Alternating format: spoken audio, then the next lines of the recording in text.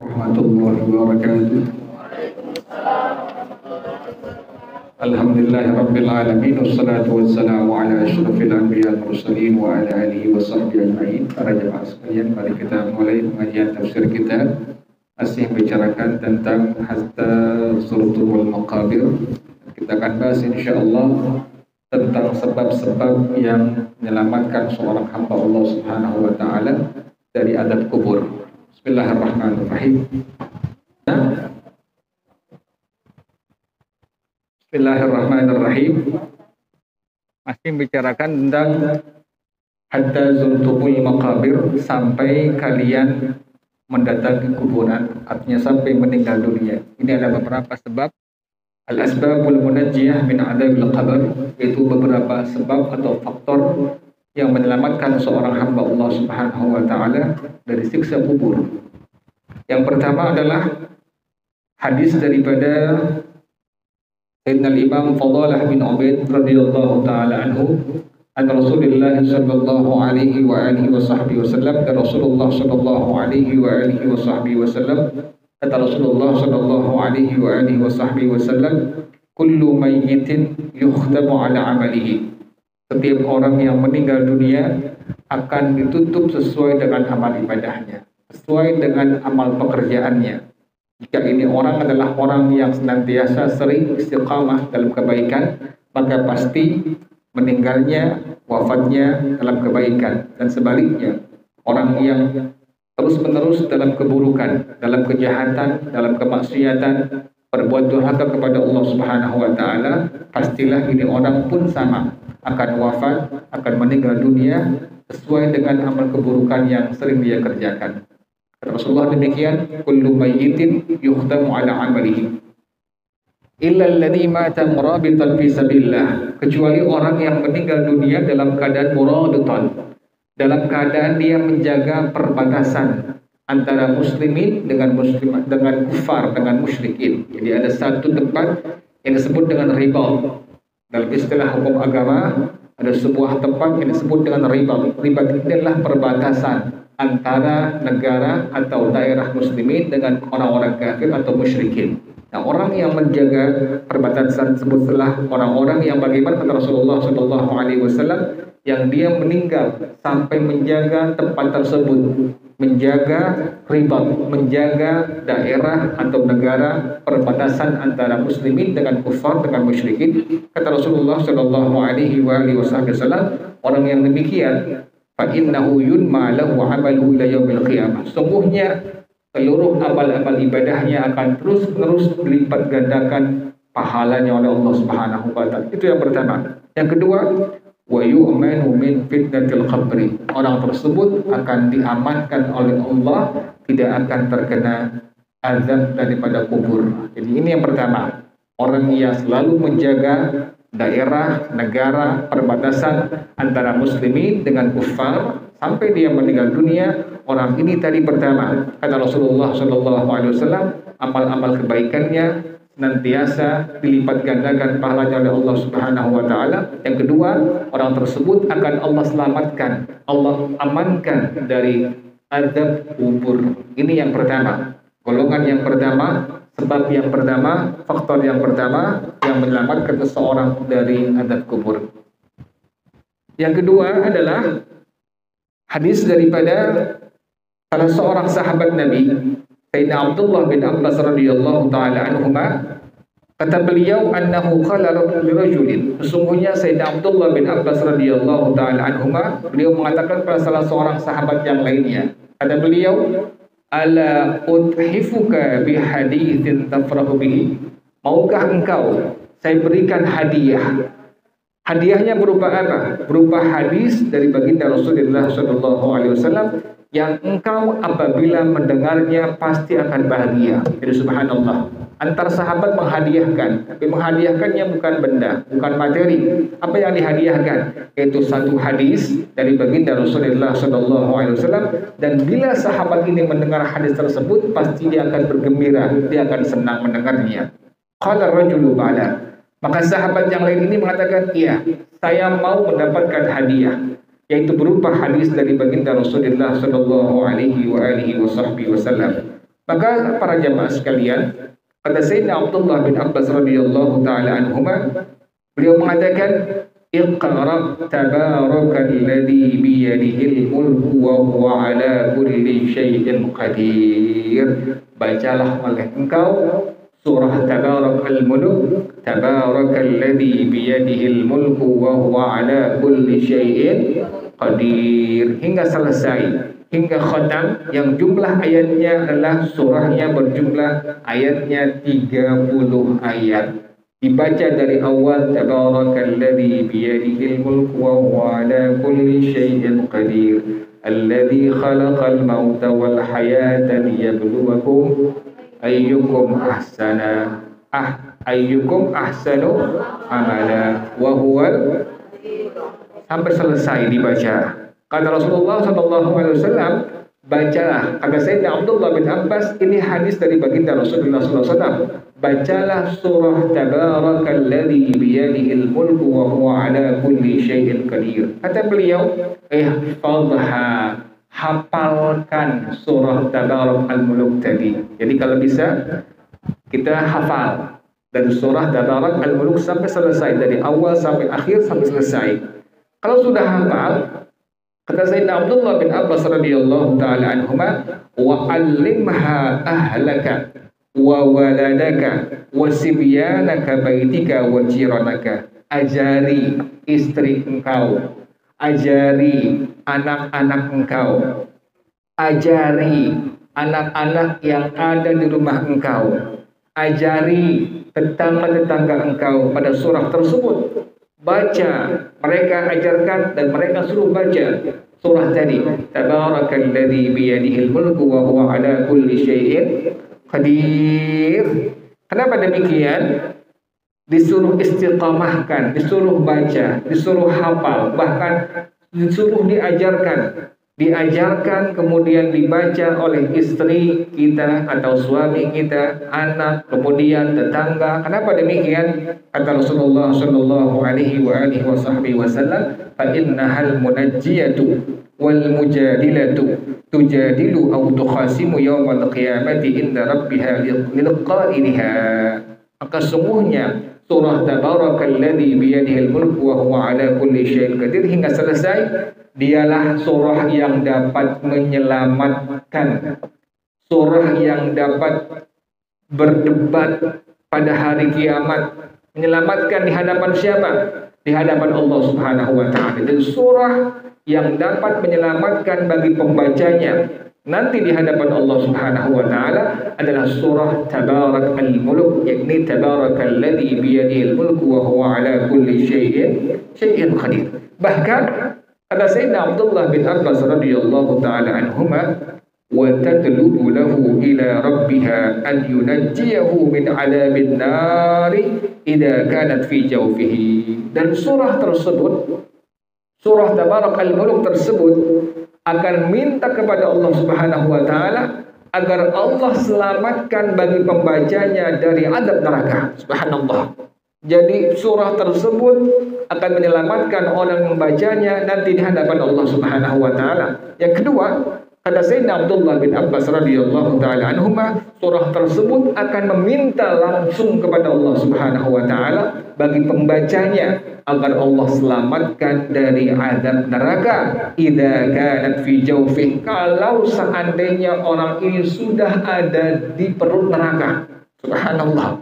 Jika sampai ini orang masuk neraka, maka surah Tabarakal Mulk tadi langsung meminta kepada Allah Subhanahu wa taala agar Allah selamatkan, Allah keluarkan orang ini dari azab neraka. Subhanallah. Itu yang kedua. Yang ketiga, kata Rasulullah sallallahu alaihi wasallam, dari Sayyidina Abdullah bin Abbas radhiyallahu taala anhuma, wa yunajjillahu biha sahibaha min adabil qabri. Dan surah tersebut, surah Tabarakal Mulk, dengan sebab dibaca oleh seseorang hamba Allah, maka Allah selamatkan bagi pembacanya dari siksa kubur. Jadi subhanallah. Jadi inilah amaliyah yang kedua yang dapat menyelamatkan seorang hamba Allah dari siksa kubur. Tadi yang pertama, Orang yang sampai meninggal dunia, dia menjaga daerah, negara, perbatasan antara muslimin dengan kufar. Yang kedua, orang yang istiqamah, yang terus-menerus dia baca surah Tabarakal Mulk, yakni Tabarakalladzi biyadihil mulku wa huwa ala kulli syai'in qadir. Tadi yang pertama manfaatnya, surah tersebut akan menyelamatkan bagi pembacanya di hadapan Allah. Yang kedua, surah tersebut meminta kepada Allah agar Allah selamatkan orang yang bacanya dari azab neraka jika dia sudah masuk ke dalam neraka. Yang ketiga, kata Rasulullah SAW, Allah selamatkan orang yang membacanya di alam dunia dari siksa kubur. Subhanallah. Jadi inilah di antara dua amaliyah yang dapat menyelamatkan seorang hamba Allah Subhanahu wa taala dari siksa kubur. Kemudian para jamaah sekalian, pada hadis yang berikutnya, pada hadis yang ketiga, ini hadis dari sahabat Nabi Sayyidina Imam Abu Hurairah radhiyallahu taala anhu. Ini hadis marfu, bersabda Rasulullah sallallahu alaihi wa alihi wasallam, apalagi yang menjadi penyebab seorang hamba Allah itu akan Allah selamatkan dari azab kubur. Yang ketiga, kata Rasulullah sallallahu alaihi wa alihi wasallam, man mata mabtunan mata syahidan, orang yang meninggal dunia dalam kondisi sakit perut, sakit lambungnya, sampai dia meninggal dunia, lambungnya ada keluhan, perutnya ada keluhan, sampai dia meninggal dunia sebab sakit lambungnya atau sakit perutnya tadi, kata Rasulullah, orang yang meninggal sebab sakit perut atau sakit lambungnya sampai dia meninggal dunia, mata syahidan. Yang pertama, kata Rasulullah SAW, orang tersebut meninggalnya dalam keadaan syahid. Subhanallah. Jadi orang yang meninggal dunia pada waktu dia sakitnya, sakit karena lambungnya, karena perutnya, sampai dia meninggal dunia.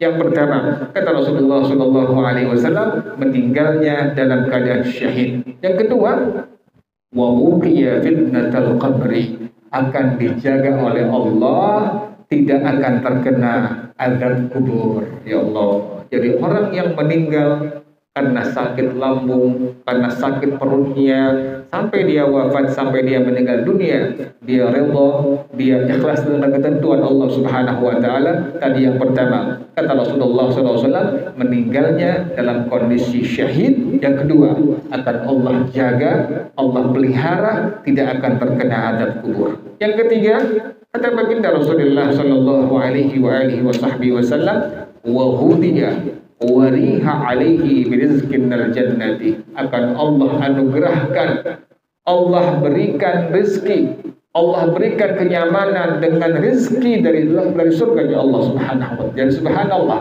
di alam barzahnya orang yang meninggalnya dalam kondisi sakit perut, kata Rasulullah SAW, akan dianugerahkan, diberikan rezeki langsung dari surganya Allah Subhanahu wa taala. Ini yang ketiga, sebab faktor yang menyelamatkan seorang hamba Allah dari azab kubur.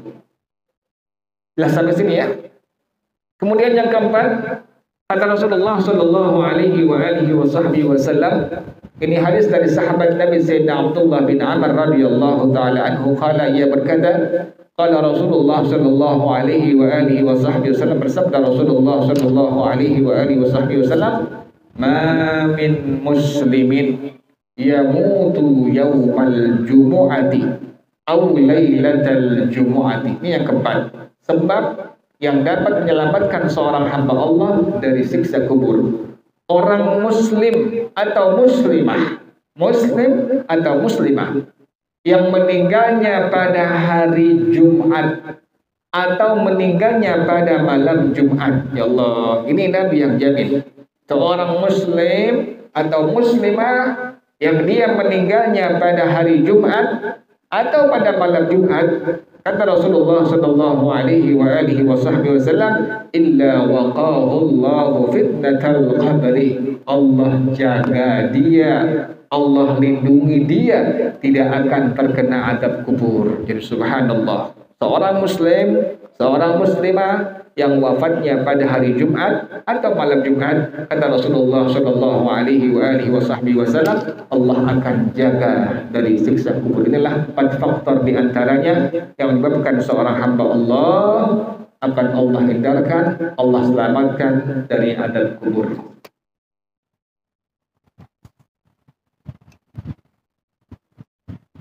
Mas Adi, 10. Waktu itu berapa? Kenapa? Sampai setengah 10? Enggak, maksudnya interaktifnya. Interaktifnya udah mulai, Mas Adi? Ya. Wallahu a'lam bishawab.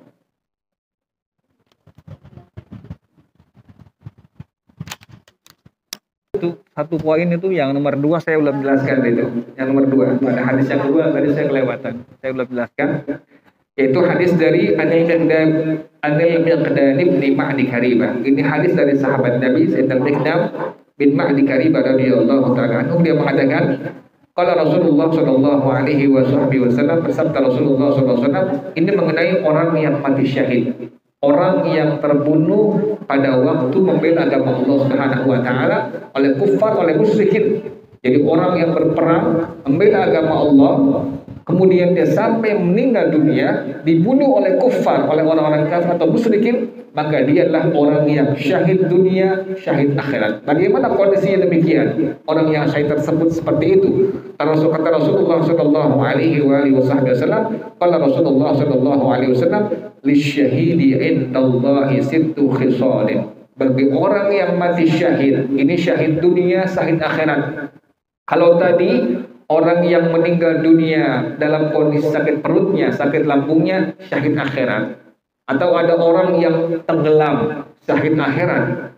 Atau ada orang yang kebakaran, terbakar dirinya sampai dia mati, syahid akhirat. Ini ada syahid dunia, syahid akhirat. Orang yang berperang membela agama Allah, kemudian dia dibunuh oleh kufar, oleh musyrikin, maka inilah orang yang syahid dunia, syahid akhirat. Bagi dia bagaimana kondisi di hadapan Allah Subhanahu wa taala? Kata Rasulullah sallallahu alaihi wasallam, orang yang mati syahid dunia akhirat ada 6 keistimewaan yang Allah berikan kepadanya. Yang pertama, yughfaru lahu fi awwali daf'atin min damihi, diampuni dosanya oleh Allah seluruhnya, yang kecil yang besar.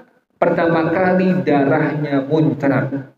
Pas dibunuh oleh orang kafir, dibunuh orang musyrik, kemudian darahnya muncrat pertama kali, saat itulah Allah ampuni semua dosa-dosa, baik dosa yang kecil atau yang besar di hadapan Allah Subhanahu wa taala. Itu yang pertama, kata Rasulullah SAW demikian.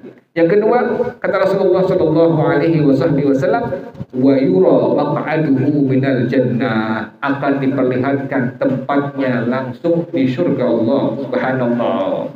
Allah perlihatkan langsung tempat orang yang mati syahid dunia akhirat dalam surga Allah. Ini tempat engkau di surga. Subhanallah. Jadi yang pertama tadi, Allah ampuni seluruh dosanya, seluruh kesalahannya, yang kecil, yang besar, yang sengaja, tidak sengaja, Allah ampuni semuanya pas pertama kali darahnya keluar dari tubuhnya. Yang kedua tadi, Allah perlihatkan tempatnya dalam surga Allah. Yang ketiga, kata Rasulullah sallallahu alaihi wasallam, wa yujaru min adabil qabri, Allah akan pelihara, Allah hindarkan dia, tidak akan terkena siksa daripada kubur.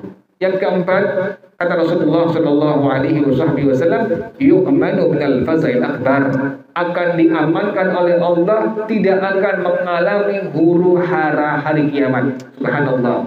Nanti ada huru hara hari kiamat. Itu ada semua muslimin, semua muslimat yang hidup di zaman tersebut akan mengalami yang disebut dengan ahwal yaumil qiyamah, atau disebut dengan al-fazaul akbar, huru hara hari kiamat, sesuatu yang sangat menakutkan.